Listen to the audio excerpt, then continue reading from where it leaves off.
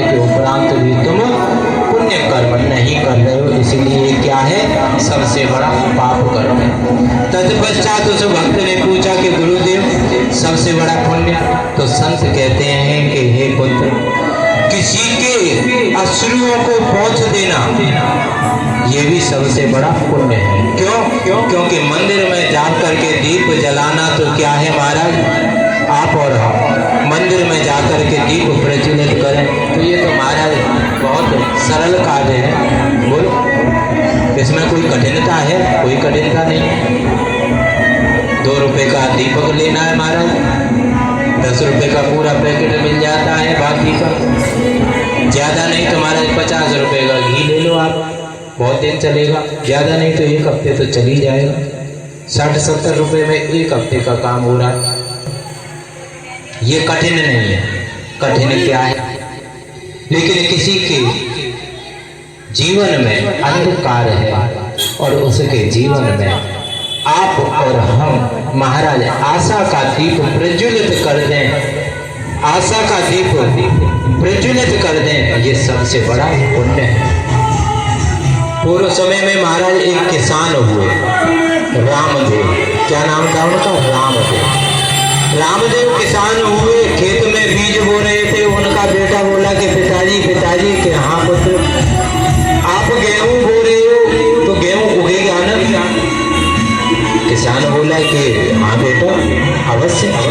जब हम फसल कर रहे हैं, बीजारोपण कर रहे हैं तो फसल आएगी, गेहूं उगेंगे, इसमें क्या शंका है?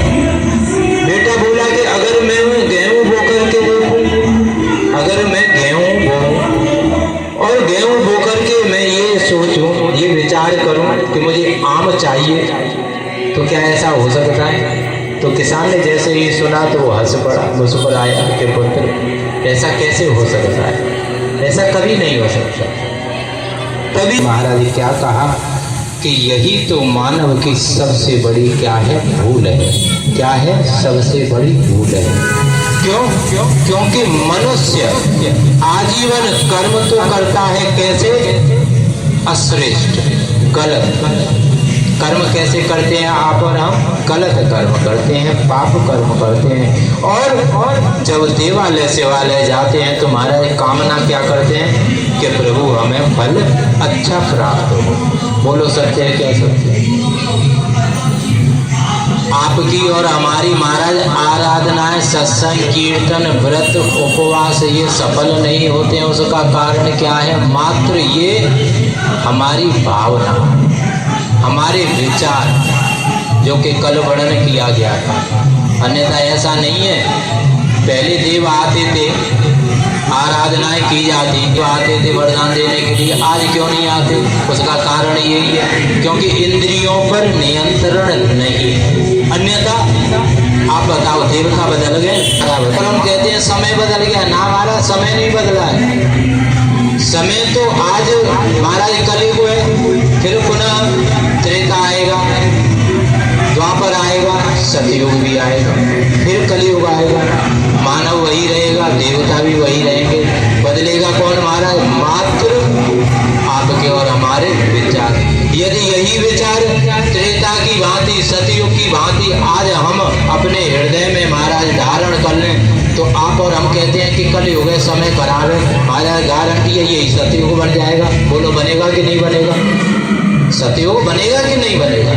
ये विचारों का खेल है। लेकिन मानव सदैव अपने दोषों को ढकने के लिए दूसरों को क्या करता है? दोषारोपण करता है। दान करना अच्छा है, 1 2 3 चलो 7 समझ लें, दान करना अच्छा है।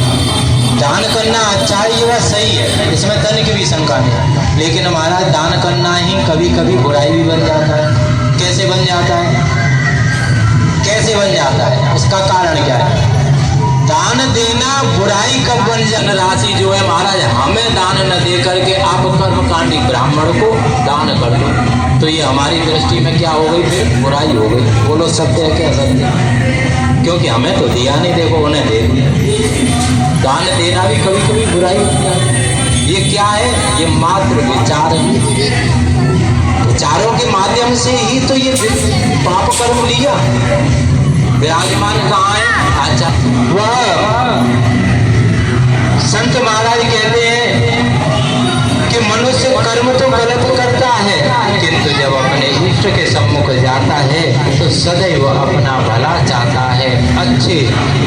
का वह क्रोध आजीवन क्रोध बोता है। क्या बोता है? क्रोध का बीजारोपण करता है और मांगता क्या है? शांति। छल का बीजारोपण करता है और चाहता क्या है? कि हमें फसल प्राप्त हो विश्वास की। वह दूसरों को सदैव कष्ट प्रदान करता है और स्वयं के लिए सदैव सुख चाहता है। ऐसा कभी हो नहीं सकता। महाराज संत जी कहते हैं ऐसा कभी नहीं।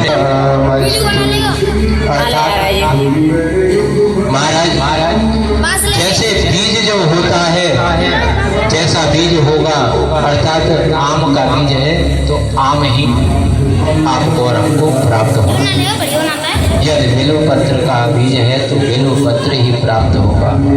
जैसा बीज है वैसा ही वृक्ष प्राप्त होता है। ठीक उसी प्रकार जैसा कर्म होता है महाराज, वैसा ही कर्म का फल प्राप्त होता है। इसीलिए हमारे देवादिदेव महादेव की दिव्य मंगलमयी गाथा वर्णन करती है। क्या वर्णन करती है महाराज? देवादिदेव महादेव कहते हैं कर्मण्येवाधिकारस्ते मा फलेषु कदाचित् भूर्मा ते संगो स्वकर्मणि। कर्म करते क्या है? कर्म तो करते हैं, ऐसा नहीं कर्म नहीं करते, लेकिन कर्म करने से पूर्व महाराज उसके परिणाम पर पहुंच जाते हैं। जबकि भक्ति क्या कहती है? शिव महापुराण की गाथा वर्णन क्या करती है? शिव महापुराण की गाथा वर्णन करती है। देखो अंतिम समय में रावण की गति हुई उसे, लेकिन उसके उपरांत भी उसे क्या प्राप्त हुआ महाराज? नरक यातनाएं उसे भोगनी पड़ी। अब रावण ब्राह्मण ज्ञानी तो महादेव का, हठी तो ठहराई, हट विशेष था उसमें। 3 हट जो है महाराज विशेष कहे गए हैं, बाल हट, संत हट, क्रिया हट।